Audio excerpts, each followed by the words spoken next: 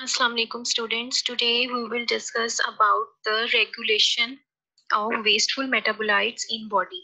So it is the second form of homeostasis. इसमें हम देखते हैं कि जितने भी बॉडी के अंदर वेस्टफुल मटेरियल्स हैं, एक्सेस ऑफ मटेरियल्स हैं, उसको बॉडी में से किस तरह से रिमूव किया जाता है। तो आपको पता है कि ऑर्गेनिजम्स जो हैं they have to take food from their environment to sustain their life. उसके बगैर जो है दे कैन नॉट सर्वाइव, तो they take food to obtain energy. तो इस फूड की ब्रेक डाउन से कुछ ऐसे वेस्टफुल मेटाबोलाइट्स भी बनते हैं जो बॉडी के लिए सरप्लस होते हैं, यानी एक्स्ट्रा होते हैं या फिर टॉक्सिक होते हैं। तो जो मेटाबोलाइट्स यूज कर लेते हैं, कंज्यूम कर लेते हैं, उनसे एनर्जी ऑब्टेन कर लेते हैं, और जो वेस्टफुल मेटाबोलाइट्स होते हैं इसको ये बॉडी से एक्सक्रीट आउट कर देते हैं। तो डिफरेंट तरह के ऑर्गेनिजम्स जो हैं वो डिफरेंट तरह के फूड जो हैं कंज्यूम करते हैं। कुछ जो होते हैं कार्बोहाइड्रेट्स की ब्रेक डाउन से एनर्जी करते हैं, एनर्जी को ऑब्टेन करते हैं। कुछ जो है प्रोटीन्स की ब्रेक डाउन करते हैं। फिर इसके अलावा प्लांट्स में अगर हम देखें, प्लांट्स में हम देखें, एनिमल्स में देखें, तो हमें डिफरेंट तरह का तरीका कार नजर आता है। They have different modes for excretion of materials. तो एक्सक्रीशन की अगर हम डेफिनेशन देखें तो ये क्या है? It is elimination of wasteful metabolites mainly of nitrogenous nature, यानी इसमें नाइट्रोजन कंपाउंड्स जो कि ब्रेक डाउन ऑफ प्रोटीन से हासिल होते हैं मेनली वो होते हैं। इसके अलावा जो है कार्बन डाइऑक्साइड, फॉस्फेट, सल्फेट्स हो सकते हैं, यानी एनीथिंग दैट इज सरप्लस वो एक्सक्रीटरी प्रोडक्ट्स में शामिल होती है। सबसे पहले हम एक्सक्रीशन इन प्लांट्स देखेंगे। तो प्लांट्स के अंदर एज सच कोई खास जो है एक्सक्रीटरी ऑर्गन नहीं होता जैसे एनिमल्स में होता है। तो इनके अंदर कौन कौन से वेस्टफुल मेटाबोलाइट्स हैं? सबसे पहले अगर हम फोटोसिंथेटिक वेस्ट की बात करें तो ये ऑक्सीजन एंड वाटर है। डे टाइम आपको पता है ये फोटोसिंथेसिस करते हैं और कार्बन डाइऑक्साइड जो एनवायरनमेंट में होती है या जो रेस्पिरेशन से प्रोड्यूस हो रही होती है उसको कंज्यूम कर लेते हैं, जबकि ऑक्सीजन जो है वो इसको रिलीज कर देते हैं।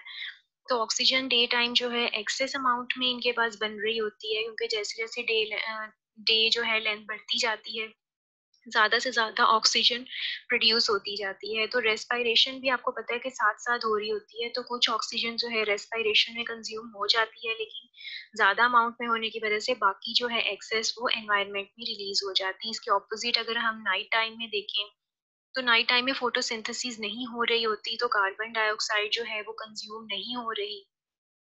तो इस तरह से जो है कार्बन डाइऑक्साइड इनके पास रेस्पिरेशन में बहुत ज़्यादा अमाउंट में बन रही होती है। तो ये क्या करते हैं, रात के टाइम जो है कार्बन डाइऑक्साइड को एक्सेस अमाउंट में रिलीज करते हैं, जिसकी वजह से अक्सर आपको कहा जाता है कि रात के टाइम जो है आप दरख्तों के नीचे मत जाएं ड्यू टू कार्बन डाइऑक्साइड, जो कि आपके लिए डेंजरस है। फिर वाटर भी जो है वो वेस्टफुल इसके अंदर मेटाबोलाइट है। डे टाइम भी और रात के टाइम भी दोनों रेस्पिरेटरी और फोटोसिंथेटिक वेस्ट के तौर पर कभी कभी जो होता है वाटर जो है इनके पास एक्सेस अमाउंट में प्रोड्यूस हो जाता है। एक्स्ट्रा वाटर को ये अपने सेल्स में भी वैक्यूल्स के अंदर भी स्टोर कर लेते हैं, that maintains the turgor and rigidity of cell. लेकिन जो इसके अलावा एक्स्ट्रा होता है उसको ये ट्रांसपायरेशन के जरिए अपने लीव्स के थ्रू एनवायरनमेंट में वापस भेज देते हैं।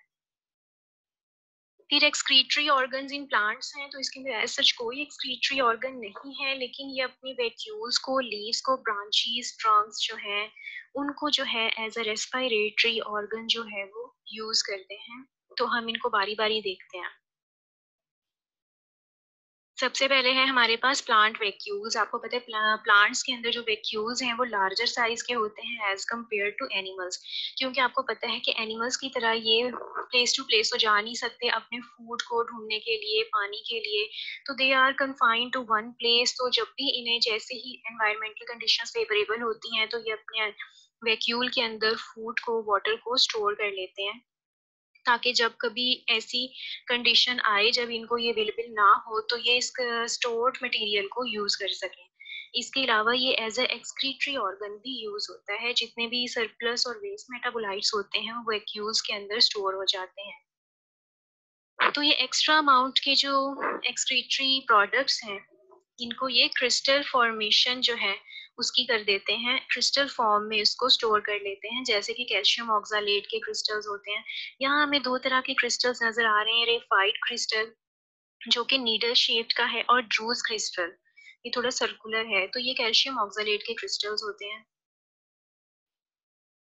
फिर लीव्स जो हैं, लीव्स भी एज ए एक्सक्रीट्रोफोर जो है हम इन्हें कहते हैं, यूज होते हैं, क्योंकि ना सिर्फ ये फोटोसिंथेसिस करते हैं, फूड की प्रिपरेशन करते हैं, बल्कि ये एज ए एक्सक्रीटरी ऑर्गन भी यूज होते हैं। जितने भी हार्मफुल मेटाबोलाइट्स हैं उनकी प्लांट्स जो हैं उससे दे can get rid of through their leaves. आपको पता होगा कि कुछ ऑटम प्लांट्स होते हैं जो कि ऑटम में अपने लीव्स को शेड कर देते हैं, गिरा देते हैं। तो उसमें क्या होता है कि जैसे जैसे गर्मियां खत्म होना शुरू होती हैं, डे लेंथ छोटी होना शुरू हो जाती है, फोटोसिंथेसिस जो है वो कम होनी शुरू हो जाती है, तो ये क्या करते हैं, अपनी क्लोरोफिल जो है उसको बनाना जो है वो बंद कर देते हैं। अब आपको पता है क्लोरोफिल की वजह से हमें लीव्स जो हैं वो ग्रीन कलर के नजर आते हैं, इस क्लोरोफिल पिगमेंट की वजह से। इसके अलावा और भी पिगमेंट्स होते हैं, लेकिन क्लोरोफिल क्योंकि डोमिनेट होता है इसीलिए हमें ये प्लांट्स के जो लीव्स हैं वो ग्रीन नजर आते हैं। लेकिन जब क्लोरोफिल बनना बंद हो जाता है तो क्या होता है कि प्लांट्स के जो दूसरे पिगमेंट्स होते हैं तो उसकी वजह वो डोमिनेट कर जाते हैं, जिसकी वजह से हमें ये येलोइश और रेडिश कलर के हमें लीव्स नजर आते हैं। तो जो ही इनका शेडिंग पीरियड स्टार्ट होता है तो प्लांट्स के लिए अच्छा मौका होता है कि वो अपने एक्यूमुलेटेड वेस्टेज से जो है वो छुटकारा हासिल कर लें। तो ये अपने लीव्स के अंदर उनको लोड कर देते हैं। इसके अंदर कुछ टॉक्सिक मटेरियल्स होते हैं, हैवी मटेरियल्स होते हैं, ठीक है। तो जैसे ही ये इनको गिरा देते हैं तो they can get rid of their waste materials. फिर कुछ जैसे ब्लू बेल्स हो गए, ये भी क्या करते हैं, इनका भी एक पीरियड होता है, साल हर साल ये ग्रो करते हैं और मर जाते हैं और फिर दोबारा अगले साल ग्रो कर जाते हैं। तो ये अपनी स्टॉक्स जो हैं इनकी और जो लीव्स हैं उसके अंदर ये लोड कर देते हैं अपने वेस्ट प्रोडक्ट्स और डाई हो जाते हैं। जबकि इनका जो अंडरग्राउंड बल्ब होता है वो अगले साल जो है दोबारा से इस प्लांट को ग्रो करवा देता है, क्योंकि इस अंडरग्राउंड बल्ब के अंदर ये डाई करने से पहले अपने न्यूट्रिटिव मटेरियल्स जो हैं स्टोर कर लेते हैं। फिर ब्रांचेस एंड ट्रंक्स, कुछ प्लांट्स ऐसे होते हैं जो अपनी ब्रांचेस और ट्रंक्स के अंदर वेस्टफुल मेटाबोलाइट्स यूज कर लेते हैं। जैसे कि हमारे पास इबोनी की एग्जांपल है, तो हमें इसकी वुड जो है ब्लैक सी नजर आ रही है सेंटर से, लेकिन ये जो है अपनी ओल्ड जाइलम को यूज करते हैं फॉर दिस पर्पस, ताकि इनके बाकी काम ना रुके, इनकी जितनी भी एक्टिविटीज है उसमें कोई रुकावट ना आए। तो ओल्ड जाइलम जो कि अब यूजफुल नहीं है उसके अंदर ये अपने वेस्टफुल मेटाबोलाइट्स को स्टोर कर लेते हैं।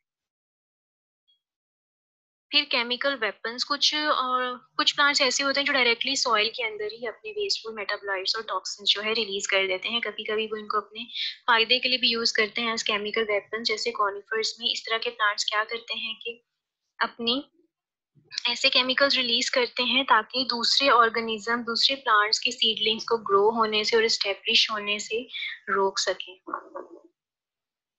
तो we will end our topic here. Thank you.